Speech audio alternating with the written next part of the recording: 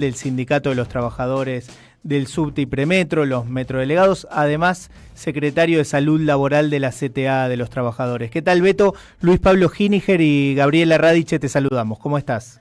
Hola, buenas tardes, ¿cómo andan? Gracias por atendernos estos minutos. No, pues, Beto, bueno, a ver, la semana pasada ustedes llevaron adelante una medida de fuerza escalonada en las distintas líneas del subte para visibilizar una vez más, diría yo, la situación que están atravesando en relación a la exposición al asbesto, ¿no?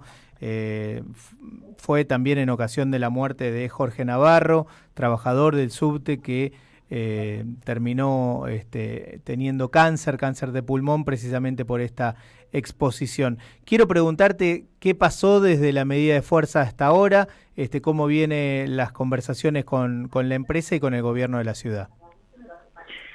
No, desde la medida de fuerza hasta ahora no pasó nada, nosotros estamos más a la espera del mes de diciembre, que es la fecha donde se había postergado una vez más la licitación de la compra de los trenes de la línea B, que bueno, si se abre la licitación, recién dentro de 4 años vamos a poder decir que esos trenes van a dejar de funcionar y por primera vez vamos a tener la flota de la línea B sin contaminación de asbesto, es decir, que hoy es lo más grave porque no tenemos forma de reemplazarla, ¿no? Uh-huh.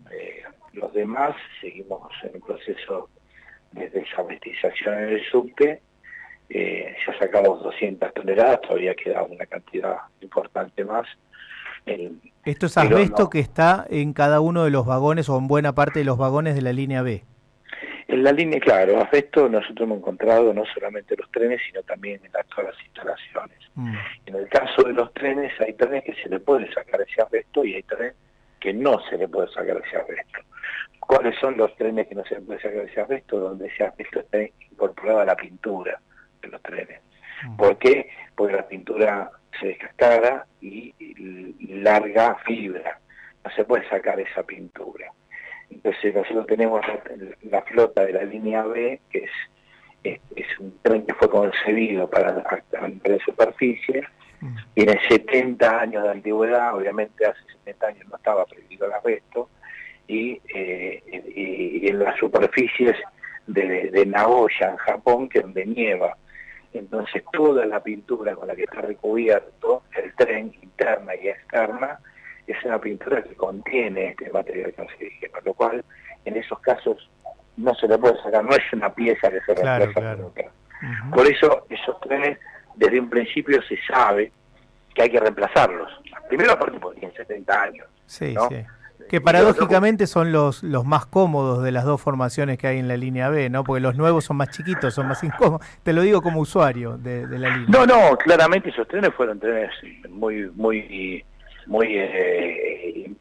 es decir, mira, duró 70 años. Claro. Uh-huh. Es decir, que todavía estén funcionando, bueno, acá funcionan, porque en todos los demás lugares, como en Japón, están en los museos, ¿no? Ahí, ese mismo tren está en el museo en Japón, museo del tren. Acá todavía lo estamos viendo funcionar. De hecho, cuando vinieron acá, porque lo sacaron de circulación en Japón, hace 40 años. Sí. Pero son trenes cómodos, pues son trenes que estaban hechos en otras épocas, con otro material. Bueno, dentro de eso, esas virtudes también están estos defectos, estos problemas estructurales. Hay que sacarlo ese tren, y nosotros venimos hace 4 años exigiendo que se licite. Porque los demás, por ejemplo, quedan por sacar en las instalaciones fijas, queda en las usinas, en los centros de potencias, en las bombas con las que sacamos el agua del subte también tienen asbesto. Uh-huh. Obviamente todos los materiales en las partes eléctricas, como las usinas que son muy viejas, o los centros de potencia, están llenos de asbesto, pero son cosas que se pueden reemplazar. Lo del tren, hoy si esos trenes los sacamos no tenemos otro para poner. Claro, Ahora hay que cerrar la línea. Entonces, y el mecanismo es licitar. Ahora, esperar que los fabriquen y traerlos. Déjame repreguntarte con el tema de la licitación, porque a buena parte de nosotros, cuando Jorge Macri hace el anuncio, que ya fue hace unos cuantos meses, no me acuerdo exactamente en qué mes fue, pero nos dio la idea de como que era algo que ya estaba en marcha y que, bueno, no te digo el año que viene, pero dentro de relativamente poco iban a estar los nuevos vagones. O sea, lo que él dijo, está la decisión, está la plata, vamos a comprar formaciones nuevas para la B, pero todavía no pasó nada. Bueno, eso lo hizo 2 días después de haber suspendido la licitación. Es decir, por eso también nos llamó la atención. Es decir, no es la primera vez que se posterga. Ya se había postergado 3 veces antes, y antes de esas 3 veces tenemos documentos firmados por el base, obviamente no estaba Jorge Macri en ese momento, donde nos decían de que iban a licitar. Después se convocó a licitación y hubo 3 postergaciones. La tercera postergación, 2 días después sale el video de Jorge Macri, lo cual nos haría, o deberíamos, si tuviéramos fe y confianza, deberíamos pensar de que en esta no se va a postergar, que ahora claro. Sí, ahora lo van a... Pero la verdad, por los antecedentes que hemos visto, la verdad que no tenemos mucha confianza. Eso, la triste realidad, no podemos decir, estamos confiados de que ahora sí va a ser.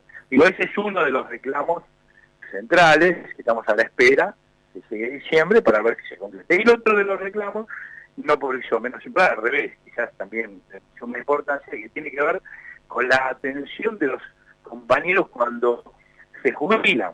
Es decir, nosotros, habrás escuchado en estos días que decíamos, nosotros tenemos 2.700 trabajadores, de los 3.600, nosotros creemos que los 3.600 tendrían que estar en la misma situación que estos 2.700, que están bajo lo que se llama vigilancia médica.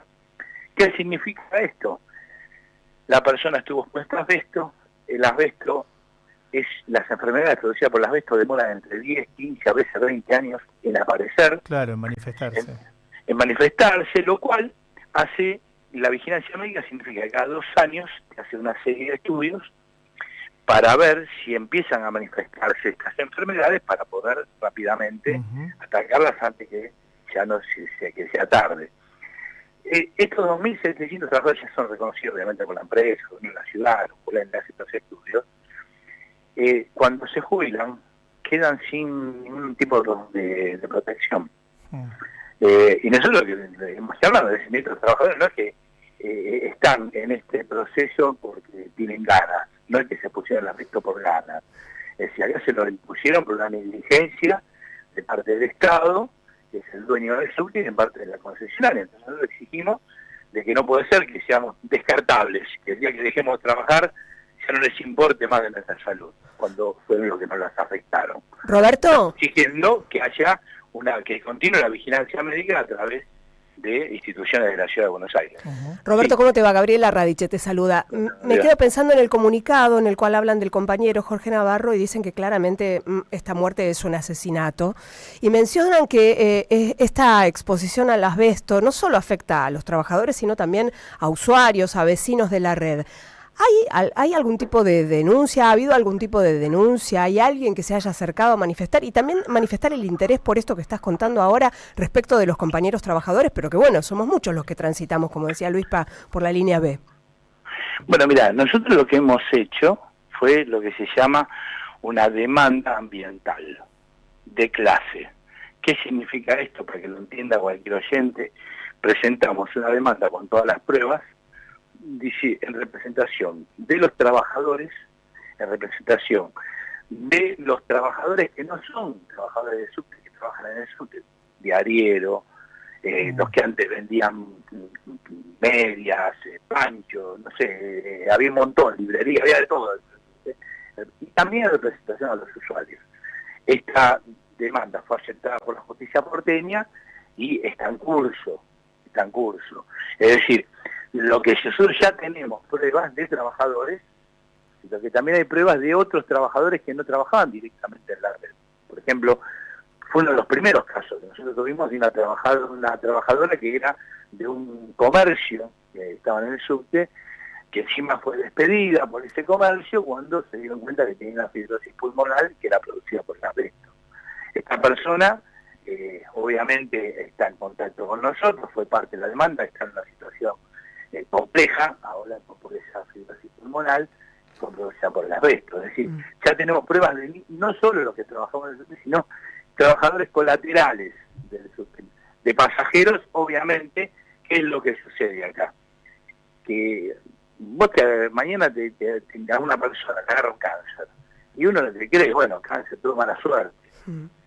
¿Por qué? Desgraciadamente porque no te asocia lo que hizo, porque al tener tanto tiempo de lo que se llama la ventana hasta que aparecen los síntomas, no asocia a qué se deben esos síntomas.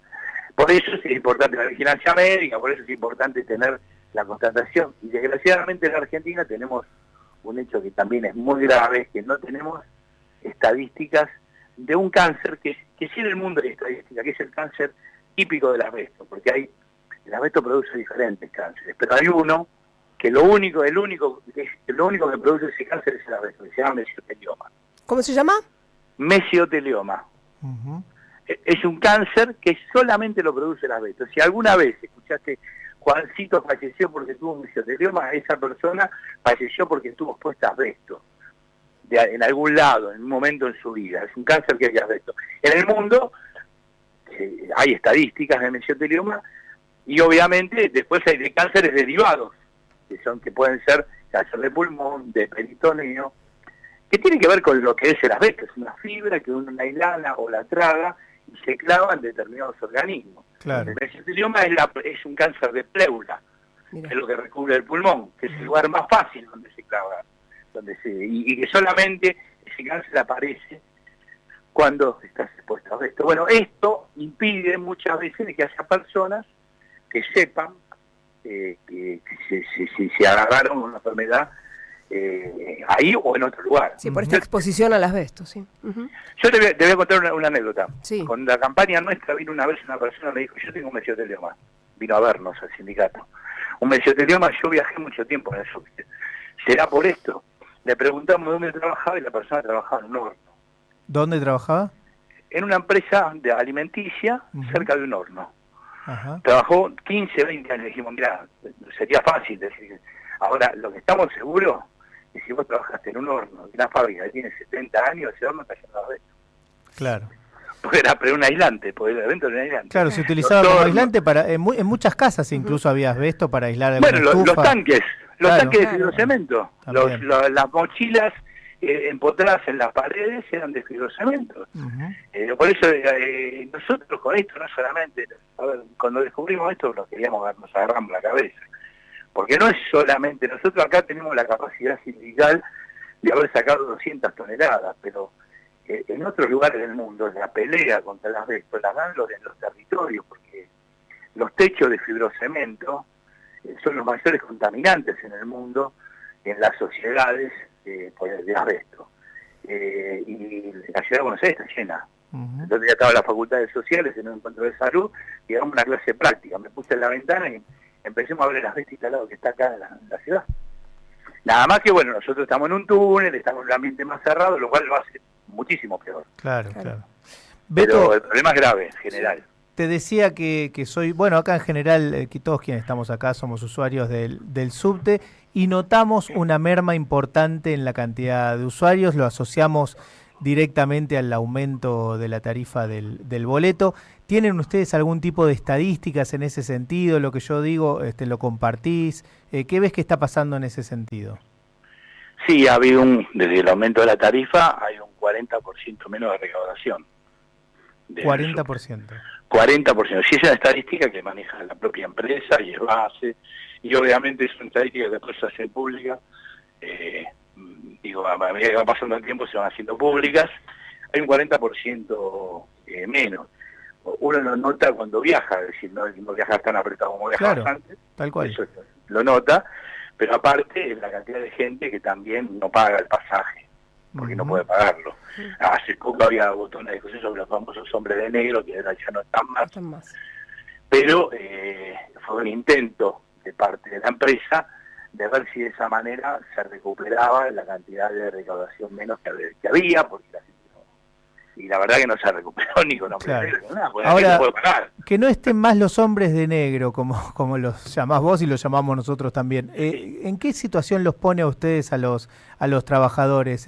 Porque también vemos que muchas, no en todas las estaciones por supuesto, pero en algunas, muchos laburantes del subte evidentemente les piden que también pongan un ojo en quién paga el viaje y quién no, ¿no?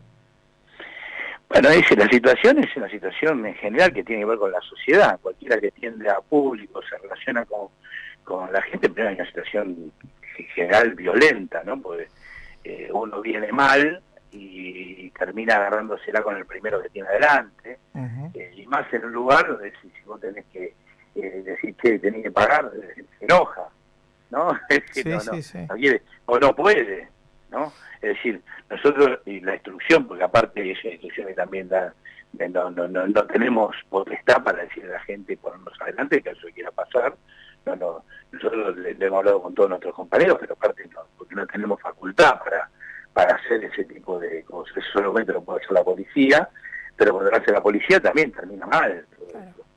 Digo, hay una situación de violencia en la sociedad, producto de esta situación de miserabilidad que estamos viviendo, que cada vez es más grave. Mira, algo que nos pasa cotidianamente. El subte es un dormitorio hoy. Vos vas a las 3:30 de la mañana, a las 4:30, podés hacer la prueba, según día andas por la calle, andá a las bocas de los subtes, mirá, y vas a ver que todas las bocas del subte son dormitorios, donde hay gente durmiendo, todas las bocas. Incluso dentro de los vagones con el tren en movimiento. Claro, bueno, eso cuando se abre el tren, esa gente entra. Claro. Porque si está buscando protección, va a buscar protección. Ahora lo que están haciendo la empresa pone apoya brazos para que la gente no se acueste en los bancos. Pero eso no resuelve nada, porque la gente duerme en el tren, a veces abajo de los asientos, arriba de los asientos.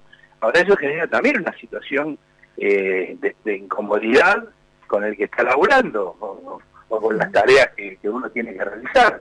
Y la gente no tiene la culpa, pero están en situación de calle, hay todo, vos sabés que en la situación de calle hay situaciones de mucha gravedad, hay situaciones difíciles, que no es culpa de la gente. Lo que pasa es que como no se le da respuesta, buscan la manera de un lugar donde protegerse. Sí, sin duda. Lo que estamos viendo en la ciudad de Buenos Aires, yo tengo 30 años en el subte trabajando. Y viví toda mi vida en esta ciudad y nunca vi una situación, vivo en Boedo, un día salí un domingo a las 7 de la mañana con mi hijo más chiquito, salivando que no despierta toda la familia, y en 9 cuadras conté 35 personas durmiendo. Tal cual, sí. Nunca había visto esto. Digo, bueno, es la situación que veo. Eso es lo que genera una situación grave, de violencia, situación de imperfección, de angustia.